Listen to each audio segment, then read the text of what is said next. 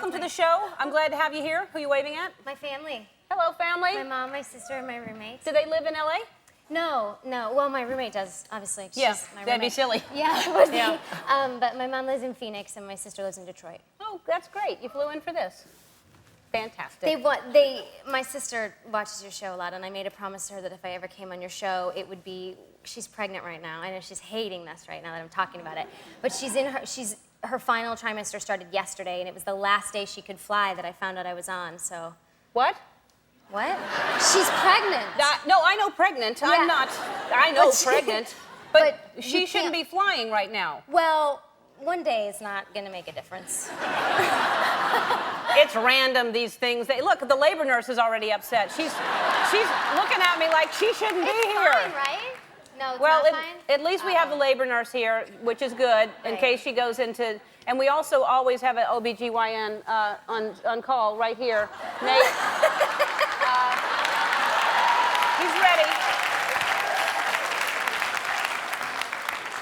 I still feel bad about this. Y'all move to the luxury box so I can keep an eye on you. Will you come down here?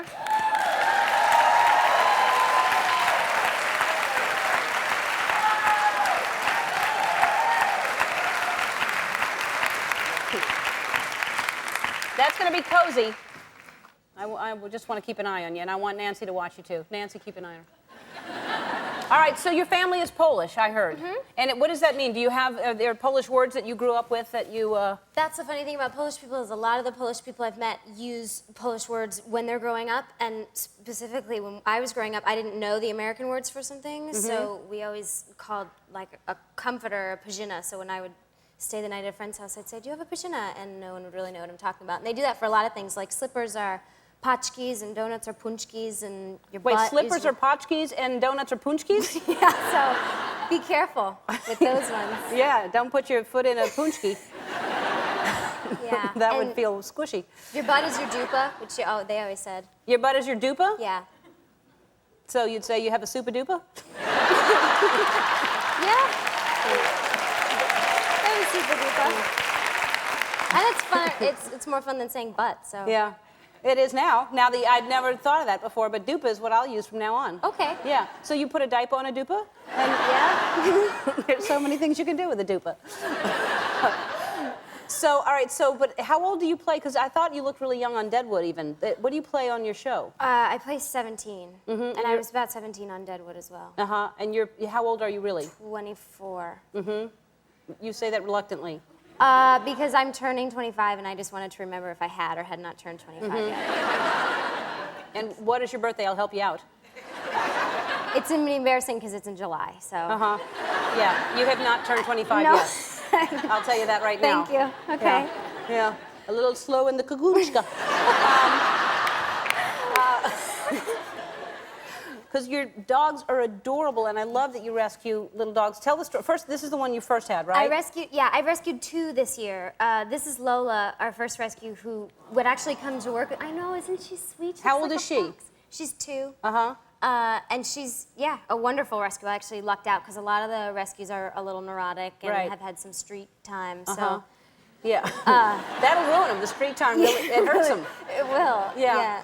Keeps them on edge. And so you've had her for how long?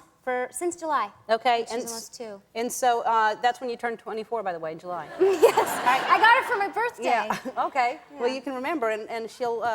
help me. Okay. All right, and then what made you get this cute little thing? Mr. Shakes. We got Mr. Shakes because we wanted a friend for Lola, and I had to rescue him, so I took him home, and I've been trying to rehabilitate him because he's always in the garbage, and he's a scavenger, and he's really paranoid, and like when we watch TV, he'll sit in front of the television staring at us. Hours. Lola's like sprawled out, and she's comfortable, and he's just... And I always am saying, Shaky, either get in your bed or get on the couch, but don't just sit there and stare at us because it really bugs me out, but he's... And then what does he say? He just... He sounds adorable. You were here recently with your husband, Dax, and professing your love for lots of other people. You have a lot of crushes. I mean, who doesn't? If you don't have a lot of crushes, you are lying. I'm just gonna say that right now. He has a lot of crushes, too. I guess now one of the only couples that talk about our crushes with each other. And I think that's healthy. I do too. And Yeah. some people think it's weird, but I'm like, but no, there's a trust factor. I love him, but like, I'm married, I'm not dead. Like, other people are attractive. Yeah. Yeah. Yeah. You played 5-second rule with us, and we learned other things about you that I want to have questions. So let's show it. And Okay, then follow-ups? That's why you're here, because I like to follow up. Follow-ups, got it, let's see. got it. Tell us 3 things of Dax's you wish you could throw out. Oh, boy. Oh, his nicotine toothpicks, all the tissues next to his bed, and this is worth getting out, his literal 700 coffee pods that are sitting next to the side of our bed. So obviously you didn't do that in 5 seconds, but it was important for me to hear those things because I'm curious. So next to the bed Yes. are his toothpicks. Yes. I understand that. He doesn't smoke anymore, so it's nicotine toothpicks. You got it. So he puts that in his mouth before hopefully not falling asleep, because that would be like horrible. Sometimes I have to remove it from his mouth when he That's falls. terrible. Okay. You don't. He likes to live on the edge. Well, he sure does. Look, he's not drinking anymore. I'll remove a toothpick from his mouth any day, Yeah. you know? Yeah.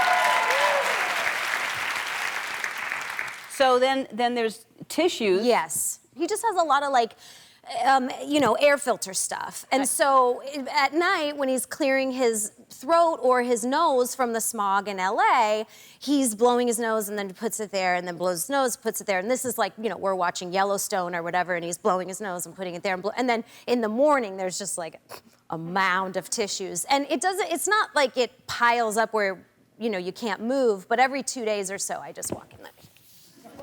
So for 2 days, it'll accumulate. I got other stuff to do. Ellen. I know. You're a mother. You have children. You have girls who are how old now? I have an 8-year-old, and then my 6-year-old will be 7 next week. And how are they doing? They are wonderful. They are at the age where they have so many thoughts and opinions, and it's like shocking and great. And we never edited ourselves around them. Like we sort of sometimes will say swear words, and we explain to them that we're sorry, you shouldn't say those words. And they like hate it when we swear. They always call us out.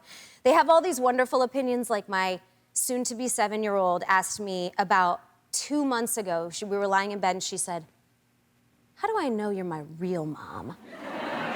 And she was having like an existential thing. And I was like, "I don't know any other way to prove it to you other than like you lived in my body. I can show you the DNA proof." And she said, "Just how do I know you're not really a zombie and you're gonna peel my mom's face off and prove that you're a zombie?"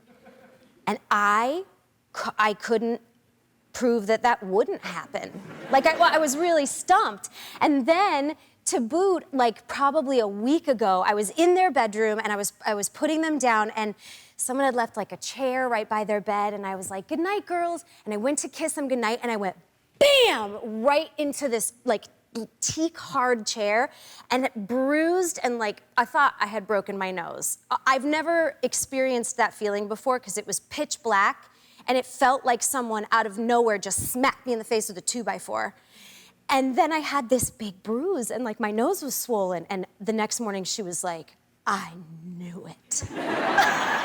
She thought that this was the zombie coming out. The beginning of the zombie coming out. Yeah. Wow. Yeah. Hey, you went to go see Magic Mike, and I know that you were reluctant. Did I ever? In London, right? I did. I was doing a movie with Ben Platt, one of my favorites, Allison Janney and Karen Sony, and they suggested we go to see Magic Mike. And I was hesitant at first because I didn't feel like that would be my vibe. And I'm gonna tell you, it was one of the best nights of my life. I mean, up there with having my children and getting married. I felt electric. Wow. And it wasn't just because it was like, there's a lot to unpack here. The show is so not what you think it is. If you ever have had a thought about what you thought the Magic Mike show was, it is like so body positive, like so female positive, so male positive, so every positive. It felt so good and the dancing was so beautiful and I just felt like I was on fire for it. That's a great ad for that. That's a I'm great ad. telling you, if you can go see Magic Mike, go see it. And there's a new show about it. We'll be watching that show, guys. Okay. I'm not here to promote Magic Mike. I have nothing to do with it. Well, but I loved it. I'm just a fan. You should have something to do with it because that's a good promo. Up there with my marriage and having children. It's like